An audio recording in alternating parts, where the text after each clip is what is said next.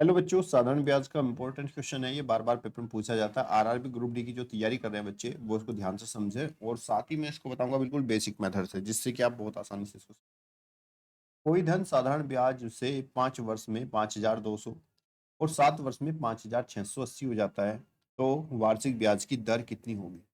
क्योंकि ये धन जो है वो 7 वर्ष में कितना हो रहा है? 5,680, यानी कि ये आपका मिश्र धन है, अमाउंट है कितनी? 5,680। और इसको ये धन होने में कितना समय लगा है? 7 वर्ष। उसके बाद ये धन 5 वर्ष में हो जाता है 5,200। अगर दूसरी मिश्र धन की बात करें तो ये धन हमारा 5,200 हुआ किसमें? 5 वर्ष में। इसको होने में 5 वर्ष लगे। तो हम यहाँ पे क्या कर सकते हैं कि इनको माइनस कर देंगे। माइनस करने पर हमें क्या मिलेगा? देखो, 7 वर्ष में हुआ था इतना धन और 5 वर्ष में हुआ था इतना धन। तो जब हम इसको माइनस करेंगे तो 7 में से 5 गया, कितना हुआ? 2 वर्ष।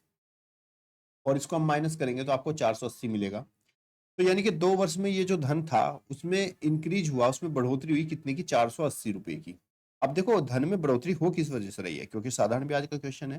तो ये 5 वर्ष से जो 7 वर्ष में ये बढ़ोतरी हुई, ये ब्याज की वजह से हुई। तो इसके लिए मैं कह सकता हूं कि ये जो 2 वर्ष का ब्याज है, ये 2 वर्ष का ब्याज कितना हुआ? 480 रुपए। तो जब 2 वर्ष का ब्याज हमारा 480 हुआ, तो 1 वर्ष का ब्याज, 1 वर्ष का ब्याज हो जाएगा 480 को 2 से डिवाइड करेंगे। 2 दूनी 4, 2 चौक 8, 0। तो 1 वर्ष का ब्याज हो जाएगा हमारे पास 240, क्योंकि साधारण ब्याज हर साल बराबर ही रहता है।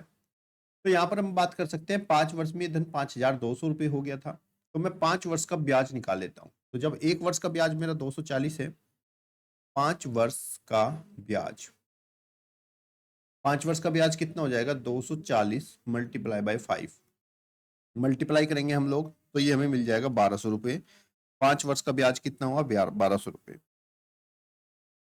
ये धन 5 वर्ष में 5,200 हुआ था। इसका मतलब ये क्या थी? हमारा मिश्र धन था। ये हमारी अमाउंट थी 5 वर्ष की। तो मैं, अगर मुझे यहाँ पे प्रिंसिपल अमाउंट निकालना हो, मूलधन निकालना हो, तो मैं क्या करूंगा? 5,200 जो कि ये 5 वर्ष में ब्याज के सहित बना था 5,200, इसमें से मैं ब्याज को माइनस कर देता हूँ। माइनस करने पर ये मिलेगा मुझे 4,000 रुपये। 4,000 रुपये क्या है? मेरी प्रिंसिपल अमाउंट है। मेरा मूलधन 4,000 रुपये हो गया। मुझे बतानी है वार्षिक ब्याज की दर क्या होगी। और दर बराबर होता है मेरा ब्याज गुणा 100 डिवाइड बाय मूलधन गुणा समय, टाइम।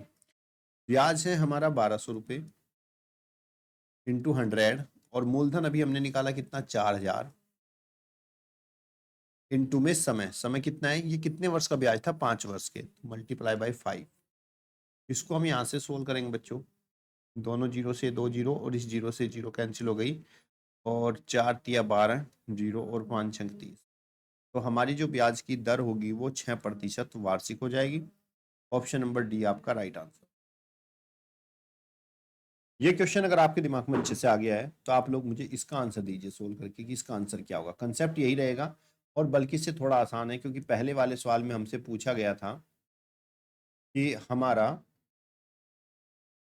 यहाँ पर वार्षिक ब्याज की दर क्या होगी, लेकिन इस सवाल में हमसे पूछा गया है कि हमारा सिर्फ मूलधन क्या होगा। तो कैसे करना है आपको? जैसे मैंने बताया है वैसे ही आप अगर इसको करोगे तो आई थिंक 100% आपका सिलेक्शन होगा, कोई रोक नहीं सकता। क्वेश्चन का तरीका आई थिंक मुझे लगता है आपको समझ में आ गया होगा। यहाँ पर देखो क्या दिया गया, 3 वर्ष का ब्याज इतना है, 5 वर्ष का ब्याज इतना है, तो मूलधन क्या होगा?